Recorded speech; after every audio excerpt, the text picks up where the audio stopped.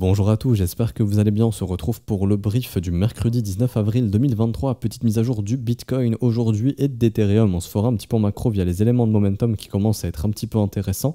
Je parle pas d'altcoin aujourd'hui puisque pendant le dip du Bitcoin, elles sont toutes en train de se manger aussi une bougie rouge. Donc je ferai un point altcoin demain.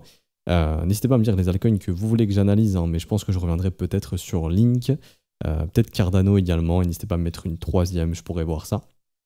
On va attendre un petit peu de voir dans quel type de direction le Bitcoin se dirige, puisque c'est lui le plus important, et après on aura une vision un peu plus claire des altcoins. Du coup, le Bitcoin qui est revenu dans la zone de rechargement de short juste hier ici, qui a été rejeté, structure en M-top juste ici, tac, tac, tac, rejet, cassure, et là on revient chercher les plus bas. On est même venu chasser les stops ici, qui étaient accumulés. Ok, donc les stops ici ont été pris. Si c'est une simple chasse au stop, on va voir le prix qui va très vite pouvoir réenclencher quelque chose depuis ici et retourner plus haut, puisqu'on est en train d'accumuler aussi des stops vendeurs depuis ces zones de prix. Donc il y a beaucoup de stops vendeurs maintenant dans les 30 800. Ok. Maintenant, ce qu'il faut bien comprendre, c'est que, bon, ça j'en avais déjà parlé, mais on a cette zone qui est toujours hyper pertinente, c'est la zone de support, on est en train de revenir dedans. Le support pour moi peut être indiqué jusqu'à à peu près ici. Cette zone de prix peut être considérée comme le support jusqu'à à peu près 28 500. Tant qu'on ne réintègre pas sous 28 500, c'est un pullback. Un pullback, c'est quoi? C'est une retest de la zone qui a été cassée pour faire de la continuation haussière. Maintenant, bon, je vous cache pas que c'est pas ouf d'avoir... c'est nouveau ça, pas mal. Je vous cache pas que post-breakout, voir comme ça des structures M qui commencent à se former, si ça se forme bien et qu'on clôture sous les 29 000 à peu près, ça serait pas ouf, ok, mais il restera la zone des 28 500 que les acheteurs peuvent défendre pour justifier ce pullback. Par contre, si on repasse sous 28 500, j'en ai déjà parlé, mais ça sent vraiment pas bon pour Bitcoin. Pourquoi? Parce que ça voudrait dire qu'on réintègre le range, qu'on a nettoyé les vendeurs, donc on a nettoyé les stops des vendeurs, on a bloqué tous les acheteurs de breakout. Ça, j'en ai déjà parlé, mais les acheteurs de breakout sont positionnés où sur Bitcoin, au niveau du breakout, mais plus précisément, ils sont positionnés, c'est en H4, on verra mieux. Hop. Ils sont positionnés ici. Là, les gens ont commencé un long dans cette zone de prix. C'est-à-dire que si Bitcoin y retourne sous 28,5 à peu près, tous les mecs qui ont acheté le breakout sont coincés. Et derrière, leur stop loss, ils sont, rappelez-vous, ils sont sous ces creux. Ici, sous tous les creux. Donc ils sont sous toute cette zone. Là. Donc à ce moment-là, si on réintègre, comme ceci, pour chasser les acheteurs, ça se passe où? Ça se passe sous ces creux. Donc ça se passe dans cette zone du volume profile. Entre donc, je dirais à peu près 25 000, 26 000 $. Et ça sera une bonne localisation pour quelqu'un qui souhaite acheter en retour le BTC, probablement. Si ici on a ce genre de nettoyage. Et rappelez-vous, hier on en a parlé, donc je dis pas que ça va arriver, ça arrive exclusivement, en tout cas ça, on augmente vraiment les probabilités, et perso je pense que ça a de grandes chances d'arriver seulement si on retourne sous 28 400, 28 500 $.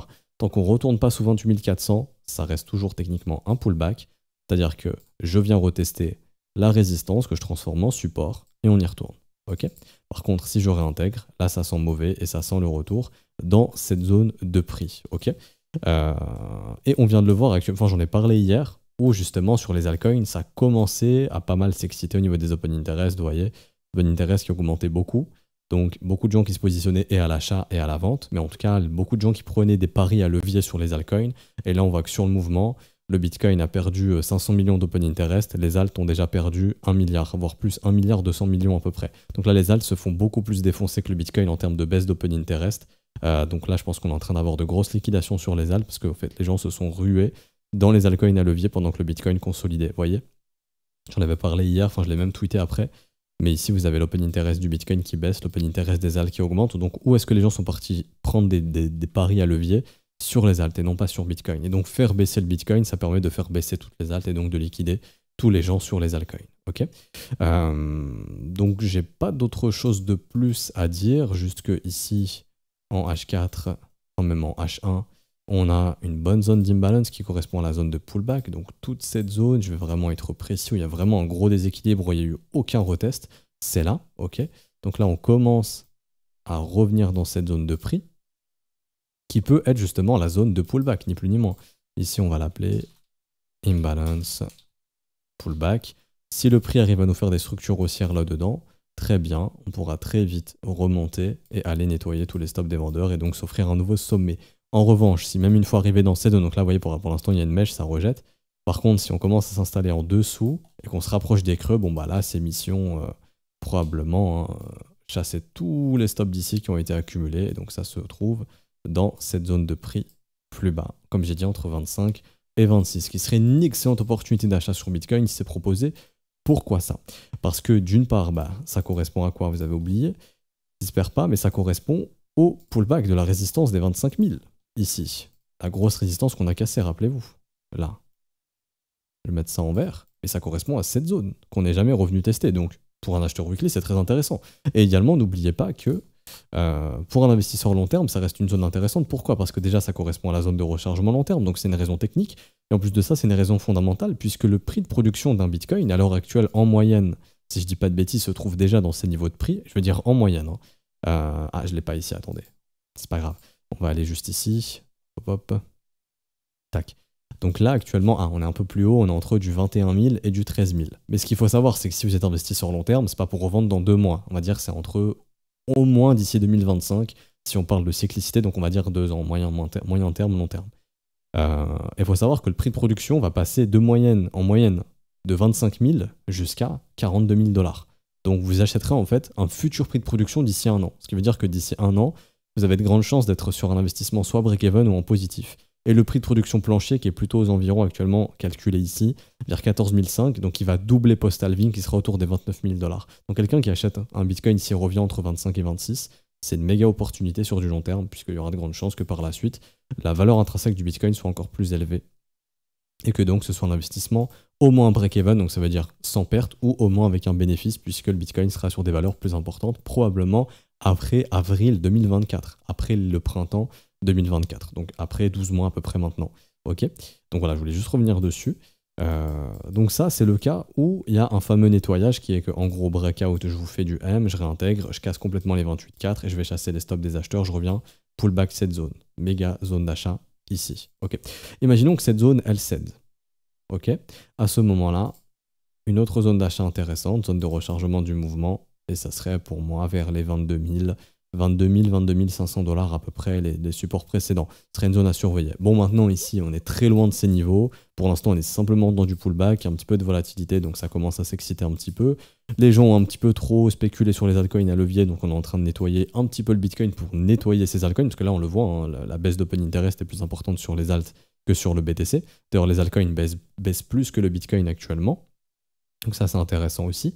Et donc le Bitcoin, ce qu'on attend de lui, c'est est-ce qu'il peut vraiment tenir sa zone de support ici? Si oui, pas de problème, pullback, on repart. Par contre, si ça tient pas, là c'est un petit peu pas catastrophique, mais ça sent vraiment le nettoyage plus profond et qu'on vienne du coup, bah, si on a cassé cette zone, qu'on vienne casser la zone de support en fait, hein, tout simplement, et qu'on fasse la même chose mais dans le sens inverse, ici, tout simplement. C'est-à-dire que en gros, ça deviendra résistance et on ira casser ça pour récupérer les stops. Après on verra. Si on réintègre, c'est très bullish. Et là, il faudra s'attendre à des nouveaux plus hauts. Si on ne réintègre pas, c'est plus bearish. Et là, il faudra s'attendre à des retests vers ces niveaux de prix, 21 000, 21 500, 22 000, etc., etc. Encore une fois, je ne dis pas qu'on va 22 000 $. Je dis juste que si on réintègre, tant qu'on ne réintègre pas, tant que Bitcoin ne va pas sous 28 400, objectif Bitcoin 36 000 $, c'est tout. Je vais résumer l'analyse comme ça. Tant qu'on ne casse pas 28 400, objectif 36 000. Si on casse 28 400 et qu'on se réinstalle sous le support, de grandes probas de revenir entre 25 et 26. Ok. Et du coup, Ethereum dans tout ça. Alors, Ethereum, lui, il était dans un petit range ici à H4, ça je pense que j'en ai parlé aussi, qui a été cassé, enfin qui est en train d'être cassé actuellement. Si on a la bougie qui se ferme comme ça sera cassé. Depuis le précédent mouvement, je prends la zone de rechargement, c'est entre 1940 et 1880, donc ça correspond plus ou moins à la zone du Bitcoin d'ici. Ok. Si le Bitcoin, j'ai oublié un cas ici, si le Bitcoin arrive à se maintenir dans cette zone de prix, c'est-à-dire que ETH arrivera à se maintenir dans cette zone de prix à peu près. Ok. On voit qu'il y a un creux dans le volume profile, 1880, 1900. Ok. Je repasse en daily. Par contre, Ethereum, c'est un peu comme Bitcoin, c'est-à-dire qu'il avait fait une résistance, il avait cassé, etc.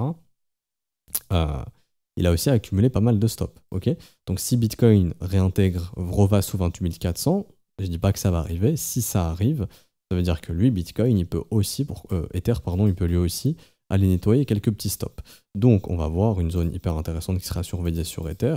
Déjà la zone de premier arrêt à 1840, sauf que je pense que si Bitcoin perd 28 400, Bitcoin, il va probablement aller faire un tour, au moins vers ses supports, donc perdre 7%, voir s'il les chasse entre 7 et 12% de baisse. C'est-à-dire que Ether, c'est un peu préparé, on va dire entre 7 et 12, voire plus si si ETH BTC dump. Ok. Et donc à ce moment-là, ça voudrait dire retour vers les supports d'ici, je pense à peu près vers les 1720. Mais ça, encore une fois, c'est exclusivement si comment dirais-je, le Bitcoin y réintègre, etc. Si le Bitcoin y réintègre pas ni rien, on reste dans une dynamique haussière. L'objectif, c'est de maintenir les creux. Le dernier creux, il est là. Vous tracez votre zone de rechargement depuis ce creux. Hop, on est ici, voire même on reteste le support du creux. Donc ça voudrait dire qu'on revienne tester cette zone de prix ici. On va dire à peu près à les 1840, 1880. Ça correspond aussi à peu près à la zone d'ici. Hein.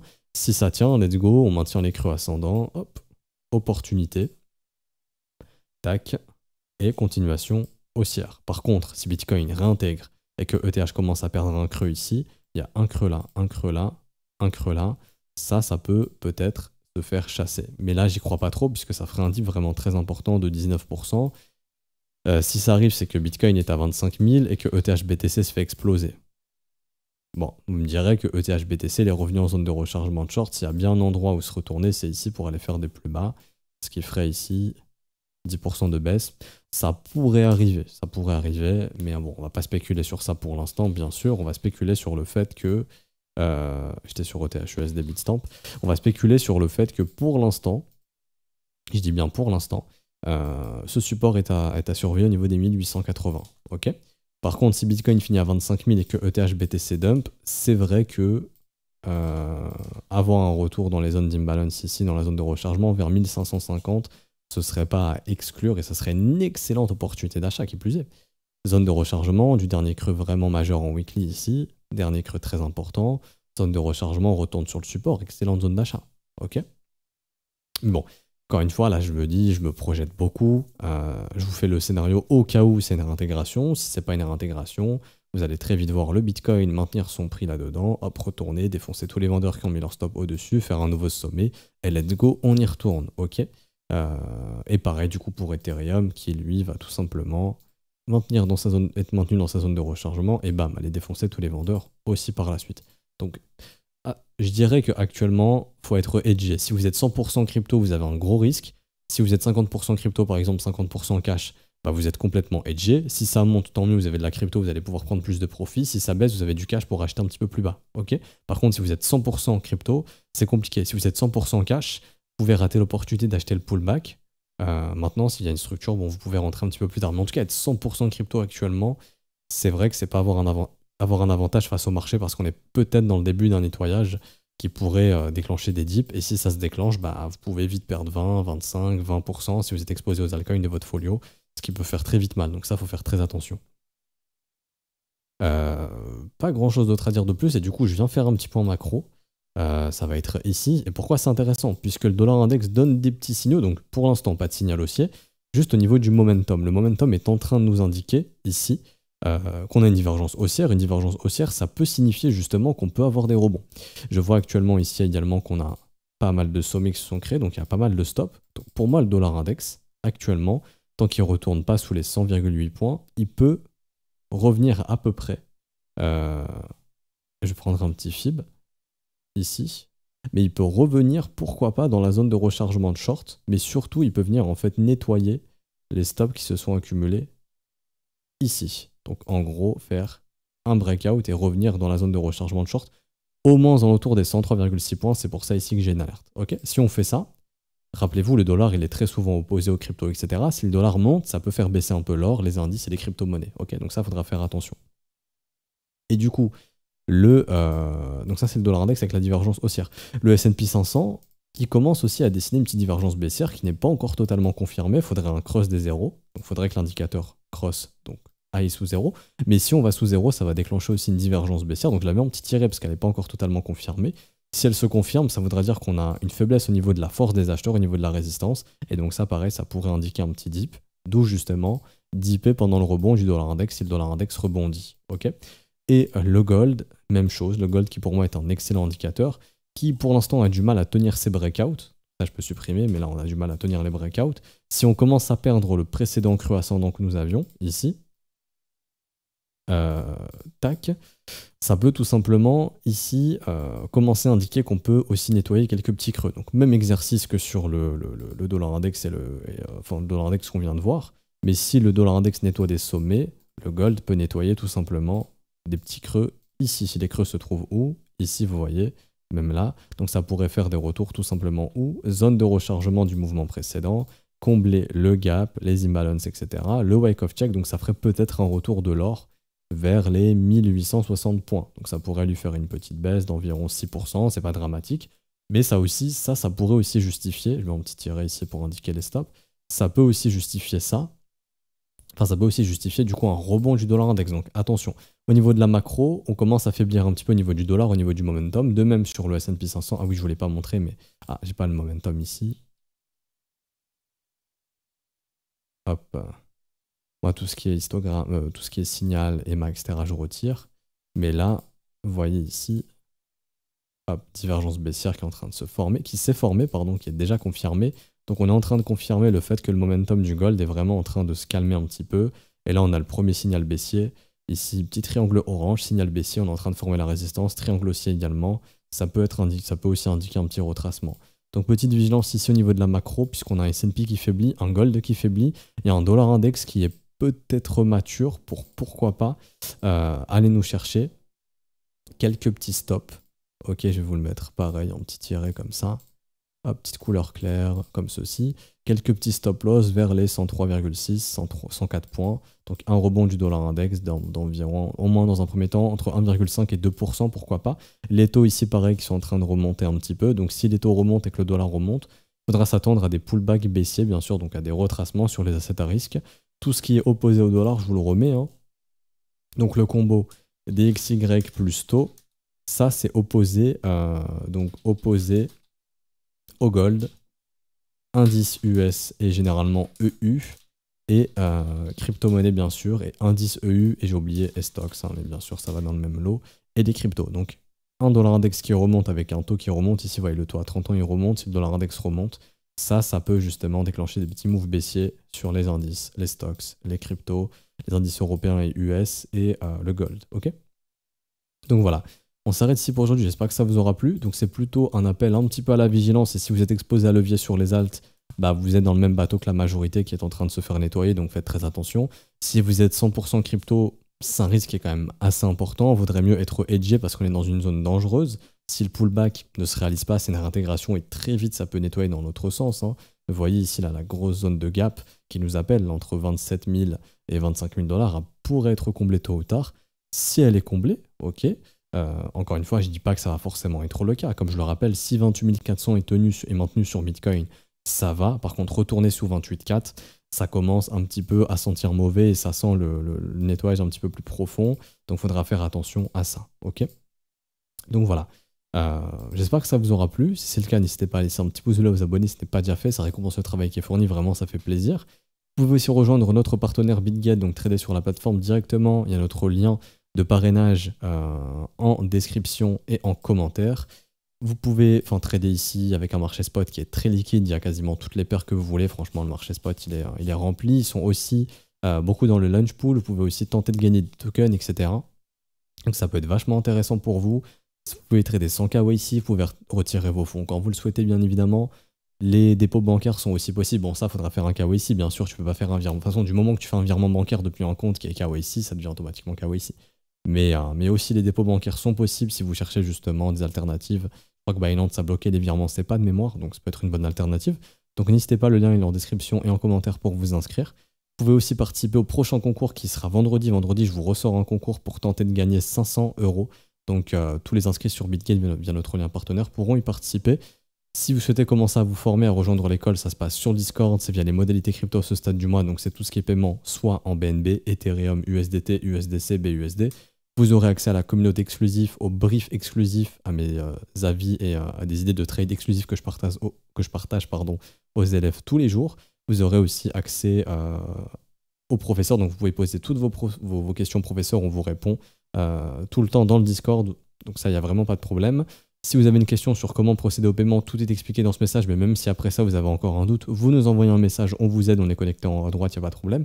Si vous avez procédé au paiement, donc vous avez envoyé par exemple 43 USDT ici, sur une de nos adresses, on s'occupe également de tout simplement la valider. Donc nous, ça nous prend vraiment 1 minute, vous nous l'envoyez, on valide dans la journée, c'est fait, et comme ça, vous avez accès à l'école le jour même, généralement c'est dans la matinée même ou l'après-midi même, ok? Du coup, bonne journée à tous, on se retrouve donc je pense demain pour une prochaine update. N'hésitez pas à nous suivre aussi sur Twitter, je partage aussi pas mal de trucs, quand il n'y a pas de brief, des fois je suis actif sur Twitter, donc n'hésitez pas à nous follow sur Twitter, LeThroneFR. Bonne journée à tous, on se retrouve donc demain, ciao ciao.